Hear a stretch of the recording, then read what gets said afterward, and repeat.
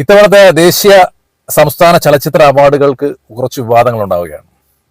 അതായത് ഇന്നലെ പലരൊക്കെ വീഡിയോസ് ചെയ്തു.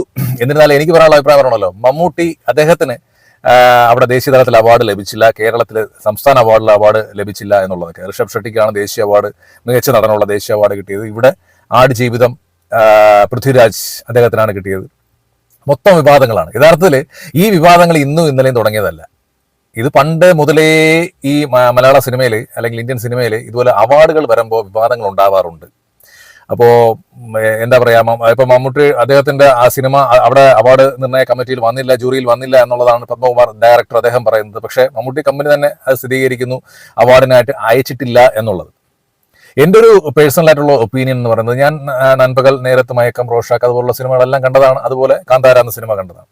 അപ്പോൾ എൻ്റെ അഭിപ്രായത്തിൽ കാന്താര എന്ന സിനിമയിൽ ഋഷഭ് ഷെട്ടിക്ക് അദ്ദേഹത്തിന് അവാർഡ് കിട്ടിയത് തീർച്ചയായിട്ടും അദ്ദേഹം അർഹിക്കുന്ന അവാർഡ് തന്നെയാണ് എന്ന് ഞാൻ വിശ്വസിക്കുന്നു. കാരണം അത്രത്തോളം ഗംഭീരമായിട്ടാണ് അദ്ദേഹം ആ സിനിമയിൽ അഭിനയിച്ചിരിക്കുന്നത്. അപ്പോൾ തീർച്ചയായിട്ടും അദ്ദേഹം ആ അവാർഡിന് അർഹനാണ്.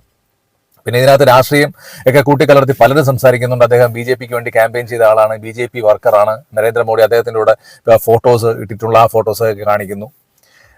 താല്പര്യങ്ങൾ പണ്ട് മുതലേ ഉണ്ട് എന്നുള്ള ഊഹാപോഹങ്ങൾ ചലച്ചിത്ര അവാർഡ് കമ്മിറ്റിയിലുണ്ട്, ജൂറിയിൽ ഉണ്ട്. പണ്ടൊക്കെ കിരീടം എന്ന സിനിമയും വടക്കൻ വീരഗാഥയും എന്ന സിനിമയൊക്കെ മത്സരിച്ച സമയത്ത് കിരീടം എന്ന സിനിമയ്ക്ക് എന്തോ ഒരു വോട്ടിന്റെ, അതായത് ലാസ്റ്റ് വോട്ടിങ്ങിലൂടെയാണ് ആ സിനിമ മികച്ച നടനാണ് തിരഞ്ഞെടുക്കുക. പിന്നെ ഒരു വോട്ടിന്റെയോ എന്തോ ഇതിലാണ് മമ്മൂക്കയ്ക്ക് കിട്ടിയത്. പിന്നെ വാനപ്രസ്ഥവും വാസന്തി ലക്ഷ്മിയും ഞാനും എന്ന സിനിമകൾ മത്സരിച്ച സമയത്തും ഇതുപോലുള്ള ഇതുണ്ടായിട്ടുണ്ട്. ആ മുമ്പൊക്കെ ലാലേട്ടന് തന്നെ എത്രയോ അവാർഡുകൾ മിസ്സായിട്ടുണ്ട്. മമ്മൂക്കയ്ക്ക് തന്നെ എത്രയോ അവാർഡുകൾ മമ്മൂക്കയ്ക്ക് മിസ്സായിട്ടുണ്ട്.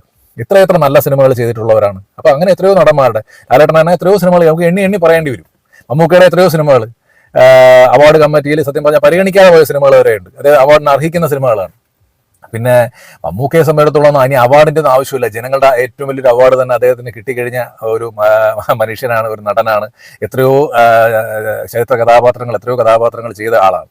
അപ്പൊ ഇതെന്തായാലും മമ്മൂട്ടി കമ്പനി അയച്ചിട്ടില്ല എന്നുള്ളതാണ്. പക്ഷേ ഇതിനകത്തുള്ള ഒരു വിവാദം വരുമ്പോൾ ഋഷഭ് ഷെട്ടി കൊടുത്തത് ഒരു BJP ആയതുകൊണ്ടാണ് അങ്ങനെയുള്ള സംഭവങ്ങളൊക്കെ പറയുന്നതിനപ്പുറം എന്ത് താല്പര്യങ്ങൾ അതിനകത്ത് ഉണ്ട് എന്നുണ്ട്. ഊഹാപോഹങ്ങളായിരുന്നാലും അതിനകത്ത് ഉണ്ട് എങ്കിൽ തന്നെയും ഋഷഭ് ഷെട്ടി സത്യം പറഞ്ഞ അവാർഡിന് അർഹിക്കുന്നു. കാരണം അത്രത്തോളം പ്രയത്നിച്ച്, അത്രത്തോളം കഷ്ടപ്പെട്ട്, അത്രത്തോളം എഫേർട്ട് എടുത്ത്, അത്രത്തോളം ബ്രില്യൻ്റ് ആയിട്ട് അഭിനയിച്ചിട്ടുള്ള ഒരു നടൻ തന്നെയാണ് ആ സിനിമയിൽ അദ്ദേഹം അഭിനയിച്ചിട്ടുണ്ട്. അപ്പൊ അഭിനയിക്കാതെ അല്ലെ, ഒരു കഴിഞ്ഞ തവണ പുഷ്പ എന്ന സിനിമയിൽ നമ്മുടെ അല്ലു അർജുന് കൊടുത്തതിനെ കുറിച്ച് പറയുകയാണെങ്കിൽ ചിലപ്പോൾ നമുക്ക് വിമർശനം പറയേണ്ടി വരും. കാരണം അങ്ങനെയുള്ള സിനിമകൾ അല്ലു അർജുൻ ഒരുപാട് സിനിമകൾ അല്ലെങ്കിൽ എത്രയോ നടന്മാർ ചെയ്തു വയ്ക്കുന്നു. അപ്പോൾ അവർക്ക് അവാർഡ് കൊടുക്കണോ എന്നുള്ളൊരു ചോദ്യം വരും. കാരണം അതുപോലെയല്ല കാന്താര എന്ന സിനിമയിൽ അവാർഡ് കൊടുത്തത്, അത് തീർച്ചയായിട്ടും അത് അവാർഡ് അർഹിക്കുന്നു. നേരെ മറിച്ച് ഇപ്പം നൻപകൽ നേരത്തെ അവിടെ ചെന്നിരുന്നാൽ തന്നെയും നൻപകൽ നേരത്ത് നമ്മൾ കണ്ടതാണ്. കാരണം മമ്മൂക്കയ്ക്ക് ഒരു പ്രത്യേക രീതിയിലുള്ള ഒരു മേക്ക് ഓവറും പിന്നെ അതിൽ കുറച്ച് അഭിനയ സീക്വൻസും മറ്റു കാര്യങ്ങളൊക്കെ, അത് നമുക്ക് ഭയങ്കരമായിട്ടുള്ളൊരു മമ്മൂട്ടി എന്ന് പറയുന്ന ഒരു നടനെ നമ്മൾ കണ്ടിരിക്കുന്ന ആ ഒരു മഹത്തായ ഒരു സംഭവം ഉണ്ടല്ലോ, അതൊന്നും നമുക്ക് അതിൽ നൻപകൽ നേരത്ത് അങ്ങനെ ഒരു കിട്ടില്ല. പക്ഷേ സസൂക്ഷ്മമായ അഭിനയമാണ് എന്നുള്ള രീതിയിലൊക്കെ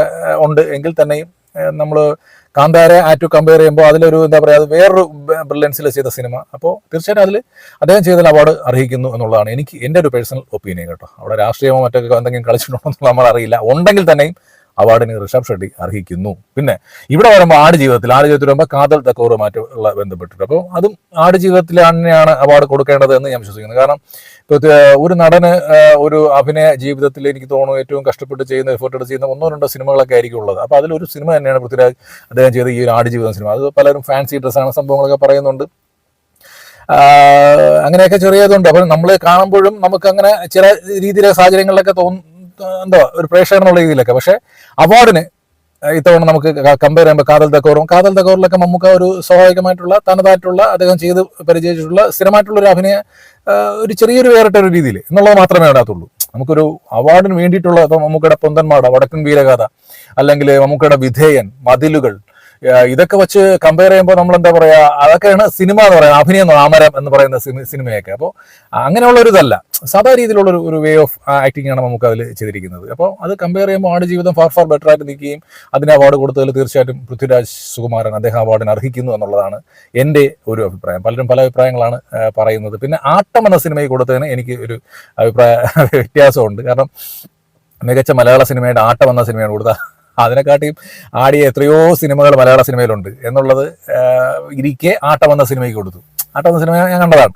അങ്ങനെ ഒരു പ്രത്യേകിച്ച് ഒരു ഭയങ്കര എന്താ പറയുക ഫെമിനിസ്റ്റ് ചിന്താഗതിയും ആണുങ്ങളുടെ ഇടയിൽ പെട്ടുപോകുന്ന ഒരു സ്ത്രീ അവരുടെ അങ്ങനെയുള്ള സംഭവങ്ങളൊക്കെയാണ് പറയുന്നത്. പക്ഷെ ആ സിനിമ അത്രത്തോളം അങ്ങനെ ഒരു ഇതായിട്ട് മികച്ച സിനിമയായിട്ട് കൊടുക്കാൻ പറ്റുന്ന ഒരു സിനിമയായിട്ട് എനിക്ക് തോന്നിയിട്ടില്ല. അത് എൻ്റെ ഒരു പേഴ്സണൽ ഒപ്പീനിയനാണ് എന്നുള്ള മാത്രമേ ഉള്ളൂ. ബാക്കിയുള്ള അവാർഡുകളെല്ലാം മികച്ച അവാർഡുകൾ തന്നെയാണ് എന്ന് ഞാൻ വിശ്വസിക്കുന്നു.